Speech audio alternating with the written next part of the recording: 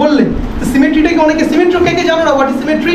Sir আমি জানি এটা হচ্ছে স্যার ছোট সিমেট্রিটা বলো। সিমেট্রি এখানে আমি উপরের যে টপটা আছে, যে এখানে যে সাজাচ্ছি জিনিসটা, এখানে আমি এটা প্রথম ভাবছিলাম রাখবো, ঠিক আছে, এটাকে আমি রাখছি না। কেন রাখছি না? এই যে দুটো প্রপস আছে, দুটো প্রপসের হাইট দেখো মোটামুটি সেম, এদের যে শেপ মোটামুটি সেম আছে। যদি আমি মডেলটাকে সরিয়ে দিলাম এখান থেকে, দেখো দেখতে একটা বেটার লাগছে। এটা একটা কর্নারে আছে, এই যে ভার্টিক্যাল লাইন স্টার্ট হচ্ছে এখানে এটাকে রেখেছি, তো ওটা একটু এদিকে চাপবে, এদিকে চাপিয়ে দাও, একটু যাবে, এই লাইনে বরাবর আসবে।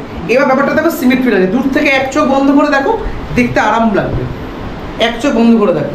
এবার ভট করে মাঝখানে আমি এটা বসিয়ে দিলাম, দেখো বারবার চোখটা দেখো, বারবার চোখটা এখানে যাচ্ছে, ডিস্ট্রাক্ট হয়ে যাচ্ছে। তো এটাকে সরিয়ে দিচ্ছি ডিস্ট্রাকশনটা হাঁটানোর জন্য। ওপরটা খুব ব্যালেন্সড রয়েছে, পরিষ্কার পরিচ্ছন্ন।